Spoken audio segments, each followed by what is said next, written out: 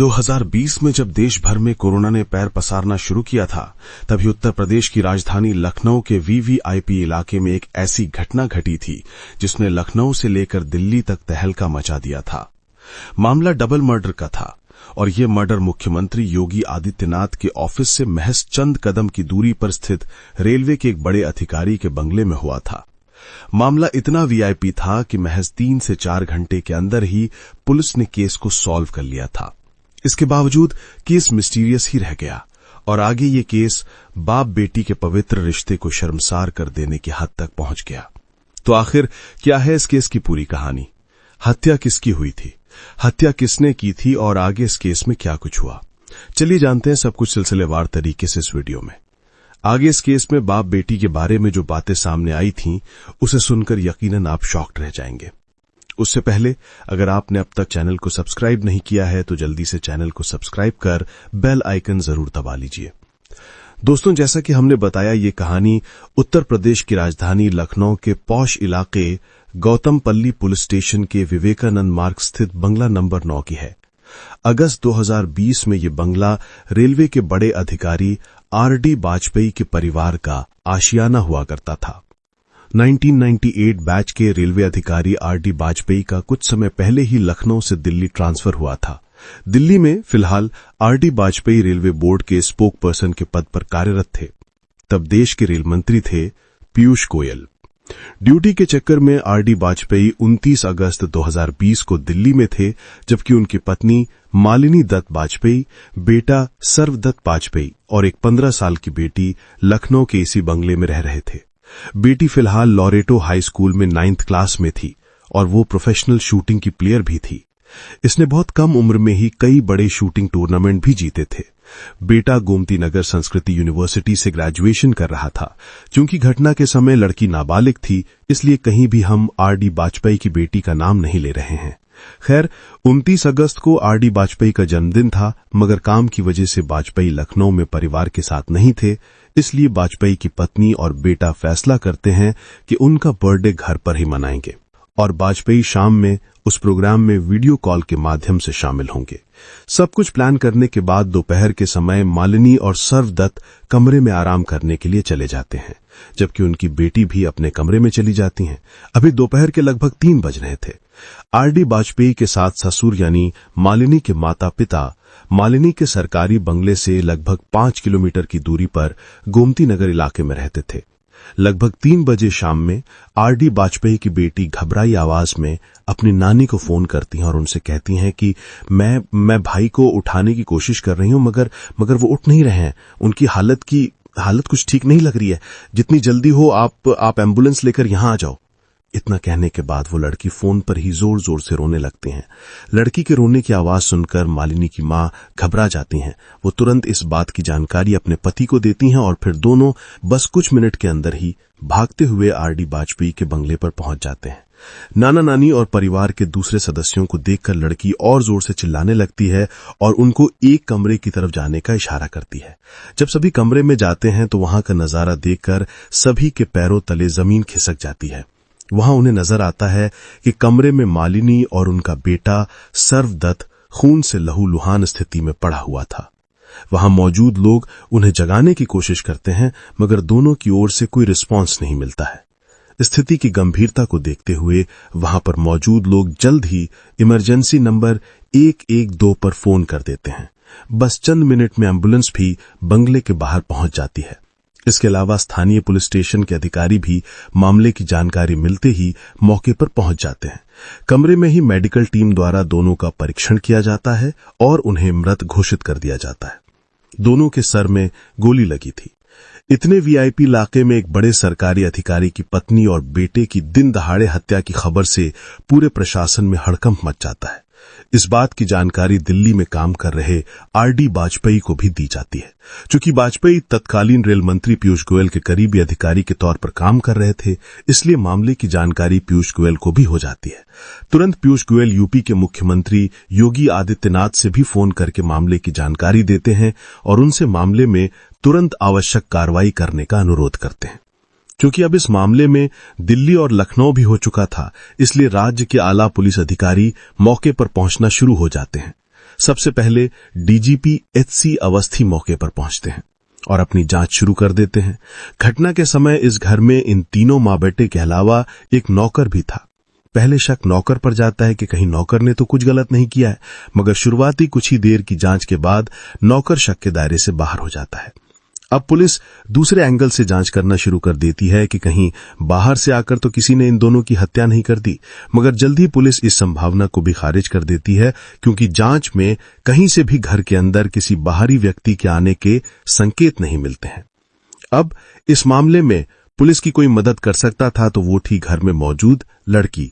जब पुलिस वाले इस लड़की से पूछताछ शुरू करते हैं तो वो कुछ भी बताने से इनकार कर देती है और कहती है कि जब पापा आएंगे तभी मैं उन्हें सब कुछ बताऊंगी।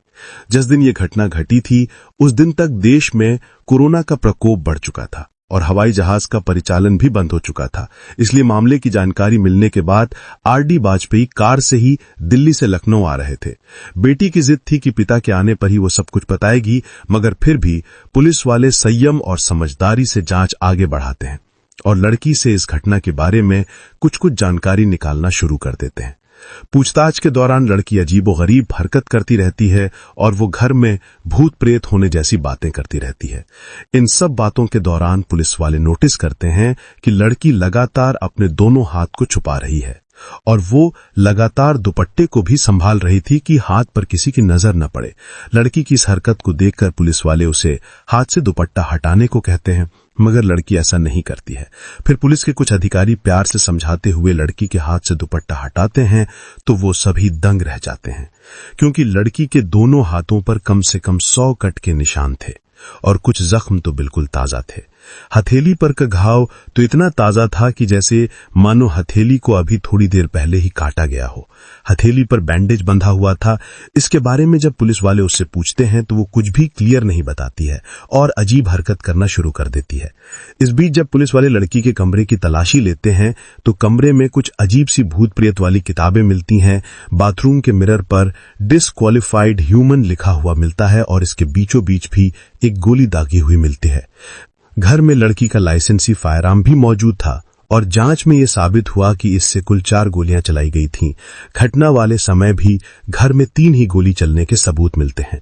एक गोली सर्वदत्त के सर में मारा गया था, दूसरी गोली मालिनी के सर में मारी गई थी, जबकि एक गोली बाथरूम के शीशे पर डिसक्वालिफाइड ह्यूमन लिखकर उसके बीचों बीच चलाया गया था।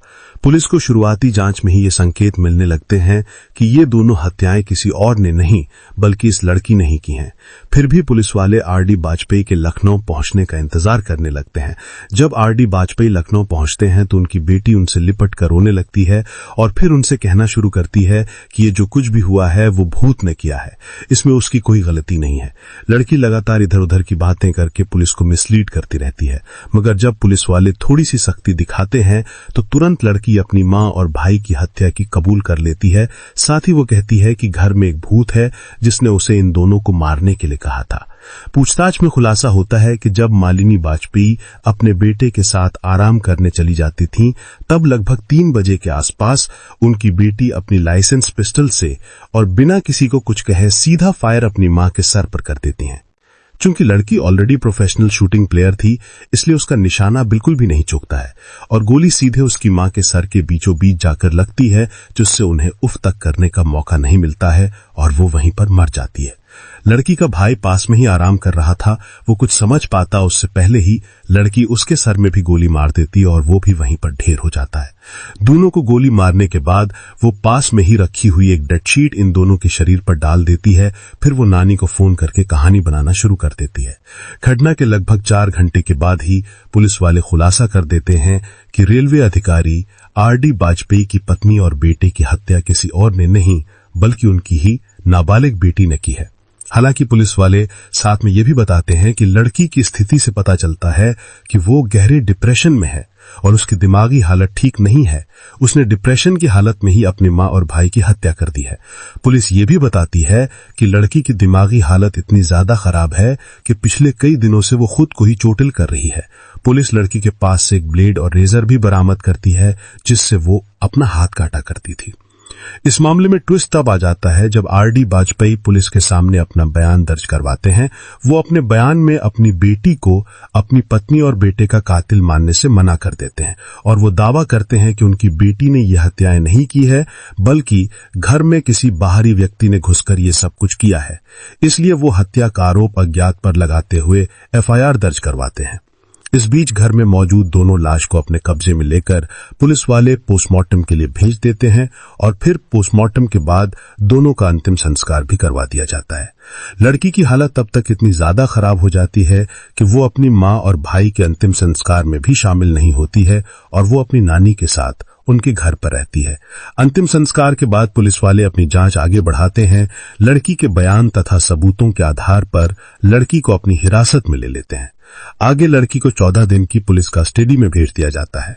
पुलिस कस्टडी में सबसे पहले लड़की का मेडिकल एग्जामिनेशन किया जाता है, जहां उसे डिप्रेस्ड करार दिया जाता है। फिर लड़की को जुवेनाइल कोर्ट में पेश किया जाता है। यहां आरडी वाजपेयी अदालत से रिक्वेस्ट करते हैं कि उनकी बेटी की हालत ठीक नहीं है, इसलिए उसे जेल में रखने की बजाय उनके घर में ही कस्टडी में रखा जाए। कोर्ट आरडी वाजपेयी की इस रिक्वेस्ट को मान लेता है और फिर लड़की को उसके घर में ही कस्टडी में रखा जाता है।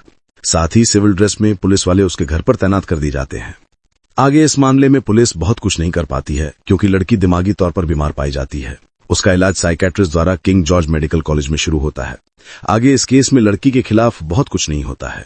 जल्द ही उसे अदालत द्वारा बेल भी मिल जाती है और फिर कुछ महीने बाद लड़की अपने पिता के साथ दिल्ली में ही रहने चली जाती है। धीरे धीरे लोग इस केस को भी भुला देते हैं। इसी बीच लगभग 1 साल का समय भी बीत जाता है। तभी एक बार फिर से आरडी वाजपेयी और उनकी बेटी जबरदस्त तरीके से चर्चा में आते हैं, और इस बार इन दोनों के चर्चा में आने की वजह बहुत ही शर्मनाक और भयानक थी। जिस नाबालिग लड़की पर पागलपन की हालत में अपनी मां और भाई की हत्या का आरोप लगा था, वही लड़की 23 नवंबर को अपने पिता आरडी वाजपेयी तथा अपनी बुआ पिंकी तिवारी के खिलाफ अलीगंज थाने में रिपोर्ट दर्ज करवाते हुए शिकायत करती हैं कि उसके पिता 2013 से ही उसका शोषण कर रहे हैं। इतना ही नहीं, लड़की दावा करती है कि मां और भाई की मृत्यु के बाद जब वो दिल्ली में अपने पिता के साथ रहने गई तो वहां उसकी बुआ ने जबरदस्ती उसे पिता के कमरे में भेजना शुरू कर दिया था। लड़की अपने पिता और बुआ पर इतने गंभीर आरोप लगाती है कि पिता और बुआ के खिलाफ पॉक्सो एक्ट के तहत मामला दर्ज तो किया ही जाता है, इसके अलावा उन पर छेड़खानी और बंधुआ की धाराओं के तहत भी मामला दर्ज किया जाता है। चूंकि बेटी ने अपने पिता और बुआ के खिलाफ मामला दर्ज करवाया था, इसलिए मामला दर्ज होने के बाद ये दोनों आरोपी स्थानीय अदालत में जाकर अरेस्ट स्टे ले लेते हैं, यानी पुलिस उन्हें चाहकर भी गिरफ्तार नहीं कर सकती है। अब इस केस की मौजूदा स्थिति की बात करें तो अदालत में साबित हो गया कि लड़की ने डिप्रेशन में आकर ही अपनी मां और भाई की हत्या की थी, इसलिए उसके खिलाफ कोई भी कठोर कार्यवाही नहीं की गई और मामला आज भी अदालतों की फाइलों में पड़ा हुआ है। वहीं लड़की ने जो आरोप अपने पिता और बुआ पर लगाया था, उस मामले में दोनों को आरोपी बनाते हुए पुलिस 2022 में चार्जशीट फाइल कर देती है। फिलहाल ये मामला भी अदालत में चल रहा है। दोस्तों, ये पूरी कहानी जानने के बाद आप क्या कहना चाहेंगे कमेंट बॉक्स में जरूर बताएं। अगर आपको हमारी मेहनत पसंद आई हो तो वीडियो को लाइक और शेयर जरूर करें। अगर आपने अभी तक इस चैनल को सब्सक्राइब नहीं किया है तो चैनल को सब्सक्राइब करने के बाद बेल आइकन जरूर दबा लें। क्राइम की दुनिया से जुड़ी ऐसी ही कहानियों के लिए हमारे साथ लगातार जुड़े रहें। धन्यवाद।